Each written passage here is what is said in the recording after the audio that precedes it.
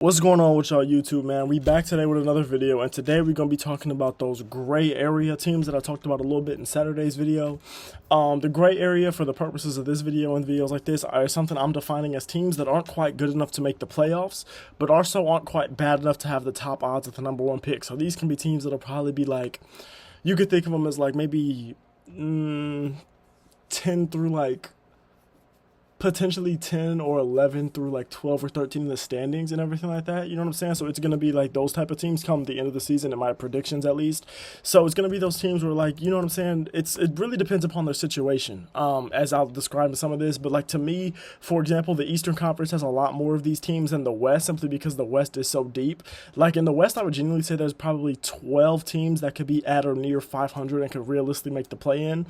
And if those same 12 teams were in the East, they would almost positively be in the playoffs for sure. Like if you put like, well, here's what I'm trying to say. If you put those teams that are like bottom two play in the West, or like 10, 11, 12 seed in the West, in the East, they would be a top 8 seed, is what I'm saying. Like, they would be a top 8, top 9 seed. They would be a better seed than they are, because the West is just simply that deep.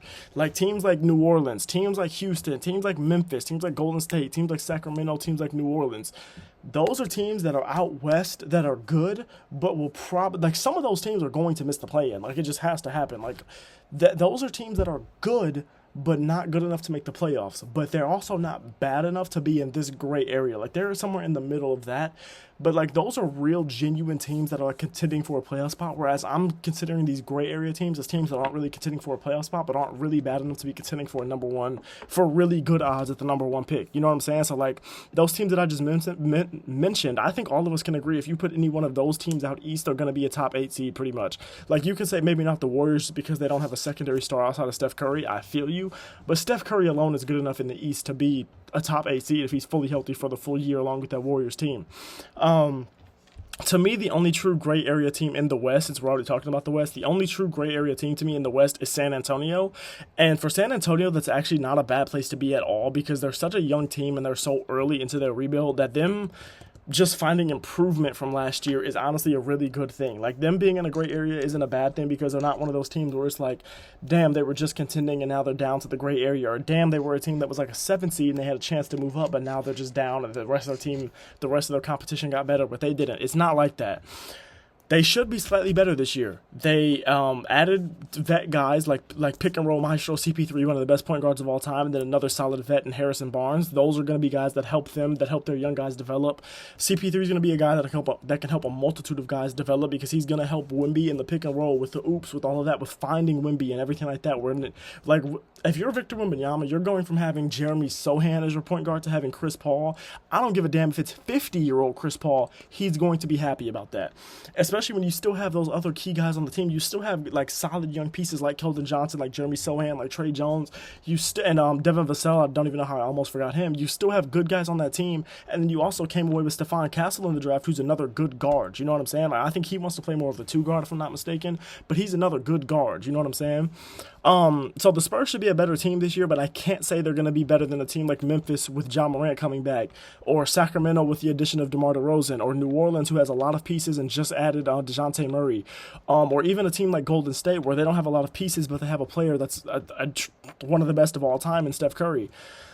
But then you go into the East. So, like, what I'm saying for the Spurs is, like, they're going to be one of those teams where I don't think they're going to be a bottom 2 seed, but they're also not going to be like the 10 seeds. You know what I'm saying? Like, they're not going to make the play-in, and even if they do, they're not going to make the playoffs. You know what I'm saying? So, like, that's what I'm saying is, like, the gray area teams, because there's teams in that conference that are worse than them, right? Like, you have Utah, who's worse than them. You know what I'm saying? Like, you have Portland, who's worse than them, and everything like that. But then the other 12 teams in the conference ahead of them, I think, are better than them, which is tough, because it's like, damn, you're not even a terrible team. You're going to be better than you were last year, but you're not going to be good enough to really try to give Wemby some nice play-in exposure or playoff exposure, but then you're also not going to be bad enough to where, you know what I'm saying, you really have an odds at the number one pick, which is honestly, like I said, for San Antonio, that's not a bad thing at all. But then we move out east, and there are, to me, a couple of teams that fall into this category, and there were a couple teams in the East where, like, I really considered putting in this category. It seems like, we'll talk about that in a minute, but the reason that some of these teams in this East aren't in this category is because their rosters are good, but I'm not expecting a ton from them. But it's like, the East isn't deep at all. So it's like, I can't put some teams in this gray area because some of these teams will make the play-in. Some of these teams might even make a playoff spot. Like there are certain teams that I couldn't put in here because even if they go into the play-in as the 10 seed, they could realistically make a playoff spot. A team like Miami, you know what I'm saying? Like similar, but no matter what, similar to the bottom teams in the Eastern Conference play-in last year, the teams in the Eastern Conference play-in this year will be considered bad teams by most NBA fans. Do you remember Chicago and Boston in the bottom of the East play-in last year? Do you remember how fans were going after them? There were Kenny Beecham, bro, one of the biggest basketball YouTubers. You know what I'm saying? Like not basketball like playing, but like basketball like talking 2K. One of the biggest YouTubers in that area, right? He's a Bulls fan. He was even saying Miami and Chicago, I mean, not Miami, Atlanta and Chicago didn't even deserve to make the playoffs, even if one of those teams could have won the two play-in games, because they simply the whole season weren't on that level. The East was just so bad that they happened to be a 9 and a 10 seed. You know what I'm saying? That's what I'm saying is going to happen again this year more than likely, where you might get a Chicago in there, you might get a Miami in there, you might get an Atlanta in there, but those teams, and except for with maybe the exception of Miami, because we know what they can do in the playoffs, we know what they've shown us they can do in the playoffs. Even though I'm not predicting it, I'm saying they can do it. They've shown us they can. We're going to look at those teams in the bottom of the East play-in again, and we're going to be like, yeah, they're just not, like, even though they made the play-in, they're just not, they don't deserve to have that spot. You know what I'm saying? So in the East, these gray area teams to me are Chicago and Detroit. But hold on. Like I said, there are teams that I left that I thought about putting in here that I didn't put in. Miami, because I believe we've seen the ceiling of this Miami Heat roster. I believe that Jimmy Butler, he'll be out after this season. I'm pretty sure he's a free agent after this season. I think they're going to start handing the keys over to Bam Adebayo, which is not a bad move at all in my opinion, but I just think we've kind of seen the ceiling or close to the ceiling with this roster. I don't think they can catch lightning in a bottle again like they did in 2023 with making it to the finals at the 8th seed. I don't think they can do that again at all, but the fact that they did that and they have similar to the same core as they did then with the predicted progression of guys like Jaime Jaquez, they're going to have a full season of Terry Rozier. Because that roster did that and they have some other pieces here now that I think can contribute, they're too talented for me to include them with the teams of Chicago and Detroit. And that's also, it's not just because they're too talented, but it's because they've shown us that they can do it even as a play-in team in the past. You know what I'm saying? So it's like not only are they talented, they've also have the history and the pedigree to where I have to show them at least a little bit of respect. I thought about adding Atlanta into this category, but Trae Young no longer has to share a backcourt with DeJounte Murray. Now, that's no hate to DeJounte Murray because he had a very, very good season last year. If you actually watched, especially after Trae Young got hurt, he had a very good season last year and had a lot of clutch moments, had a lot of big moments in clutch time. But Trae Young is better when he doesn't have to share that backcourt with DeJounte Murray, and he has solid pieces around him. He still has Jalen Johnson. He still has DeAndre Hunter. He still has Bogey. He still has Onyeka Okongwu. He now has Dyson Daniels. He has the first pick in Zachary Richestar.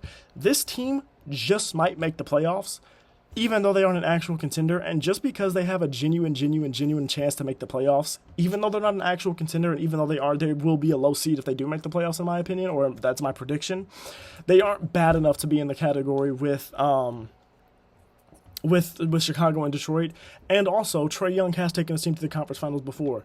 Sure, the Sixers should have won that series in the second round. Say whatever you want to say. He took him to the conference finals. That's also a pedigree that, like, you know what I'm saying? We have to respect it a little bit. And also, I just think the team around him is too good. Like, I think Jalen Johnson's a really good player. Like, a very, very good player. I think DeAndre Hunter is a very solid player. I think Onyeka Okongwu is a very solid player. Like, those are just guys. I think Dyson Daniels has some potential. I think Zachary Richestar, I mean, he's the first overall pick. You know what I'm saying? We got to assume he has some potential at least. Like, we can't just sit here and act like, oh, this team is Trae Young and nobody else. Bogey Bogdanovic, one of the best shooters in the league. You know what I'm saying? Like, you can't just sit here and hate on the Hawks just because they're one of those teams that we've kind of seen be a perennial, like, lower seed in the East for the last few years. I still think they're good enough to make the playoffs, and that to me is like, you could argue they're still going to be a gray area team because it's like, damn, they don't really have any solid ways to get better unless they make some moves, but then they also aren't going to be like bad enough to where they're going to have chances to get better in the draft necessarily. So I could say, you could argue they're a gray area team, but my definition of a gray area team, which is a team that's not going to make the playoffs, but also isn't good enough to have great odds at the number one pick, they're not there for me because I do believe they will, or at least have a chance, a very good chance to make the playoffs. Now, there are some teams that are a little worse than this category to me, which is why I didn't put them in this gray area team, because I think they will likely have top 5 to 6 odds at the first pick, but I think they're going to be slightly just too good to have top 3 to 4 odds at the first pick, which is why I didn't include them in the Saturday video. Now, you could say, well, doesn't that make them a gray area team? Kind of, but I think they're a tier below these other 3 teams that I named. So I think these teams are a tier above the teams that I named in Saturday's video, but also a tier below this tier. So if you want to say they're a gray area, I'm not mad at you. In fact, I'm kind of talking myself into believing they're gray area teams. So adding to the gray area teams, we're adding two more Eastern Conference teams. Charlotte Hornets, Washington Wizards. I'm going to say those are two more gray area teams. Where like the Wizards, they added guys like Jonas Valanciunas, and then they added Alex Sarr in the draft too, who did not look good in Summer League, but again, that's Summer League. You got Charlotte, who should have a healthy LaMelo Ball, we hope. Miles Bridges will be back. Like that's not a bad, those aren't terrible teams, but they're not good teams. So I'm going to say they will be gray area teams because I don't see either one of them making the play in. I do think both of those teams got slightly better because I will say that I like Brandon Miller and I think he can be a very, very good player in this league. So I'm going to say those teams will probably be slightly better this year than they were last year. But I don't know because you know what I'm saying? Washington could also try to get off of Jordan Poole and Kyle Kuzma this year and try to trade them for whatever value they may have left. And then that'll get them worse this year because they're not really probably going to be looking for real players in return. They're probably going to be looking for draft capital in return. So that'll also have them, you know what I'm saying? That might have them even a little worse. That might even propel them down to maybe one of the bottom two teams in the conference. But I'm going to say Charlotte and Washington are also gray area teams. So in the East, the gray area teams, Charlotte, Washington, and Chicago, Detroit. Those are my four Eastern Conference gray area teams. And then out west, I'm going to stick with only one at San Antonio. That was a little bit on the fly, a little bit sloppy, a little bit messy on my part. I should have thought about that a little more earlier. But as I was talking about it, I kind of talked myself into it a little bit. You know what I'm saying? But so with Detroit, this was a team that was historically bad last year and still somehow failed to secure a top 3 pick. That's got to be the absolute worst possible outcome for a rebuilding team where you are like the worst team in the league and then you still don't get a top 3 pick. Like San Antonio last year, I think they were tied with Detroit for least wins in the season, and they didn't get a top 3 pick either. They ended up with 4, and Detroit ended up with 5. That's tough, bro. Like, that's really tough. With their 5th pick, they drafted a very solid player in Ron Holland, but it's not a great fit to me because he's another guy that's an athletic defensive wing that cannot shoot, which they already have too many of, especially considering the fact they drafted one last year with the high pick and Asar Thompson. You know what I'm saying? So it just kind of feels like they're adding up. They're continuing to add players that they don't need, that don't fill positions that they need in the draft. You know what I'm saying? And it's just like, I feel like there were other people you could have got, or at least maybe you could have traded back or something. Like, I don't know, bro. But I just feel like I wasn't a huge fan of the pick, not because I'm not a huge fan of Ron Holland, but because I'm not a huge fan of his fit on this team, especially with Asar Thompson. But that being said, they also added shooting and vets. They added Malik Beasley, Tim Hardaway Jr., and Tobias Harris. None of those 3 guys are great. None of those 3 guys will carry this team. But they will add much-needed shooting, all 3 of them, and they will also be veteran presences. Tim Hardaway Jr. and Tobias Harris more than Malik Beasley, but Malik Beasley's been in this league for a few years now. They will add some much-needed shooting and veteran presence to this very young team that does not have any identity at all. Like, you know what I'm saying? This is a team that literally last year had no identity. Then they just fired their head coach, so now there's even less of an identity coming into this season. So it's like, that's going to help them, and that's also going to help the development of some of these guys. You never even know. Maybe it'll even help some of these guys learn how to shoot because Malik Beasley can hit some threes, especially in the corner. Tobias Harris can hit some threes. Tim Hardaway Jr. can usually hit some threes, but sometimes we know Tim Hardaway Jr., he might go 5 for 5. He might go 0 for 7. You don't know, but he can hit those threes most of the time. Those are the type of guys that are just good enough to make this team competent to where they're not going to be losing 28, 29 straight games, whatever it was last year. But they also aren't going to be good enough to be a playoff or a play-in team. And they might be the perfect archetype. Like, this might be the ideal team for if someone was like, what's an example of a gray area team? This might be the ideal team to look at. Because I think this is exactly what you have when you have a gray area team, in my opinion. And the fact that they got better this year is a good thing because, like, Detroit fans you got to have something to look forward to. You know what I'm saying? Like, even just going into the season thinking, hey, at least we aren't going to lose 28, 29 straight games. Take that away from it at the very minimum. Like, be happy about that. Now moving on to Chicago, last but not least, this is a team in an interesting situation because it seems like they're trying to rebuild, but they can't get off of the LaVine and Vucevic contracts, and those are solid players that, similarly to Detroit, those are solid vets that are going to win this team some games, but unlike Detroit, these teams are even better than the vets that Detroit have, especially Zach LaVine. Like, Zach LaVine is better than the vets that Detroit added this year by himself, you know what I'm saying? Like, you could combine all 3 of those players, and Zach LaVine might still be better than all 3 of them combined. No disrespect.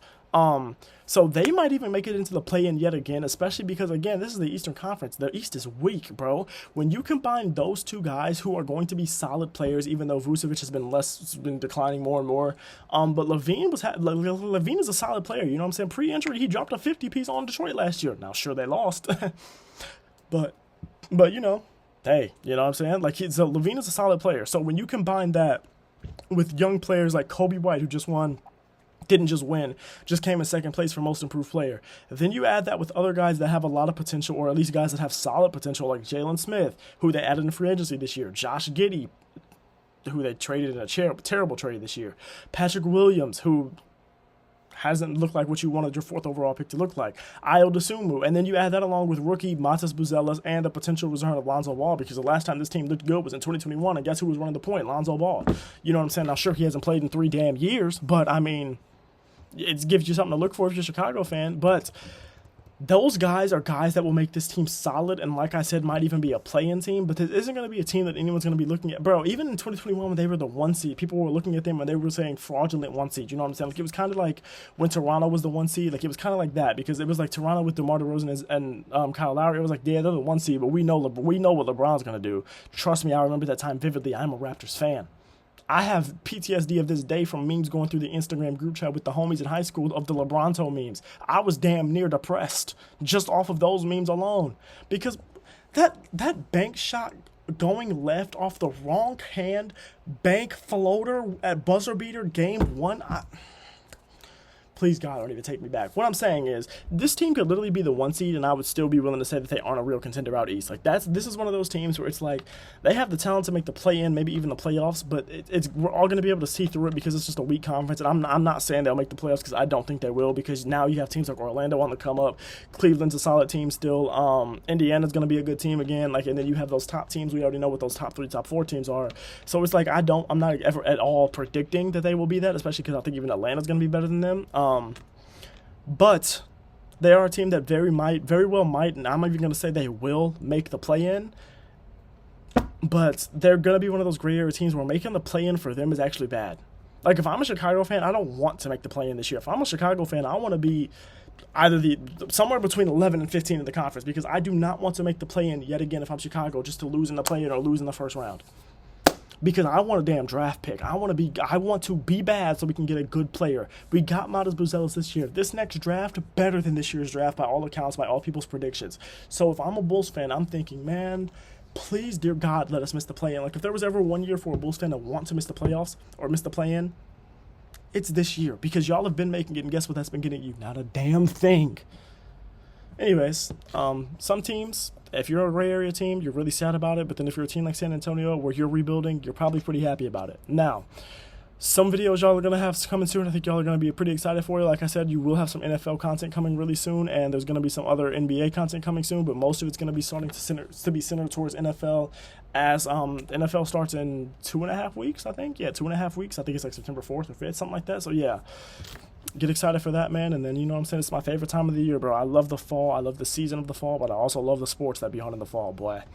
Damn, I can't wait. All right, I love y'all. I appreciate y'all, man. Thank you for watching. I hope y'all having a blessed day, dog.